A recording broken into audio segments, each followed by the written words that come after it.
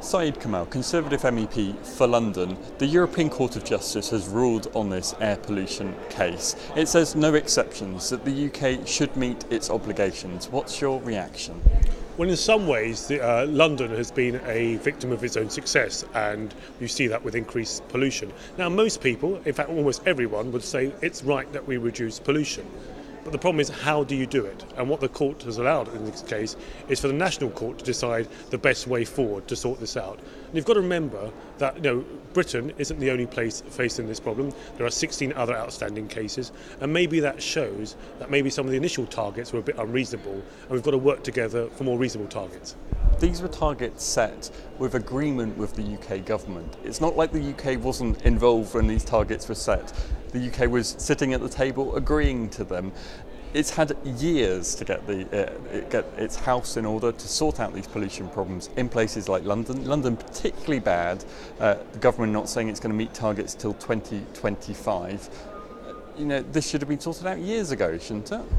What's happened in the meantime is that actually the government has met a number of other targets. It's met sulfur dioxide targets, it's met other targets. This particular target has proved difficult because actually of increased economic activity and the way that London is doing relatively better than most of the EU, and this has proved particularly difficult. Now, what the court is saying is that the national court should have more discretion over how this target is met as quickly as possible. And let's be quite clear, people are saying no one's saying we shouldn't meet targets. What we're saying is let's make sure that we can do this in the most sensible way and get the right balance between economic success and reducing pollution. So how would you like to see these targets met? What kind of measures should now be put in place in London to sort this out? Well, actually, it's not for me as a politician in Brussels to be telling people in London how they should be solving these targets. But as a London MEP, you may have some advice on how you think London could go about it. My advice to people in London would be let both sides sit down and let's work out what we can tackle in a reasonable time frame. Let both sides get round the table and show each other the particular requirements they want, but also some of the difficulties they may be having in facing those targets and how they can work together to make sure that we reduce pollution in London and make sure we have a cleaner London for everyone.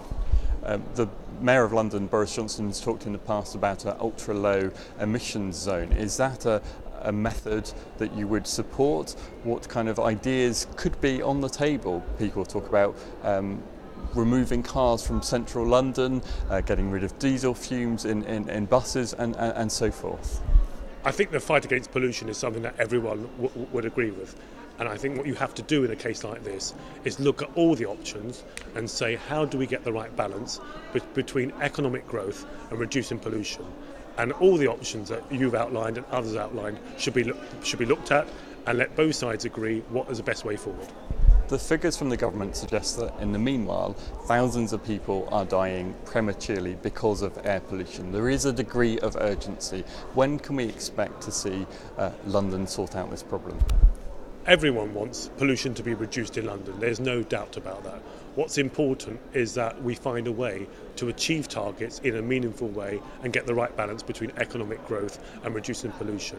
And it's important that those who want to see, from NGOs who are fighting for these targets to be met quicker, sit down with those who are saying in London, who are saying this is difficult to achieve in the time frame, and can we find a more sensible way forward, and can we also find the right balance between economic growth and reducing pollution.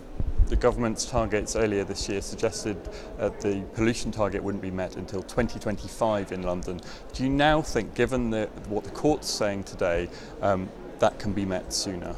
What the court has decided today is that the national court should come up with a time frame, if you like, or come up with an idea of when those targets should be met. So no one's saying targets should not be met. What we're saying is what is the most sensible time frame for within London. Let's not forget, we have met a number of other targets for other pollutants. It's nitrogen dioxide that's proven the most difficult one to meet. Let's see how we can work together to make sure that we meet these targets.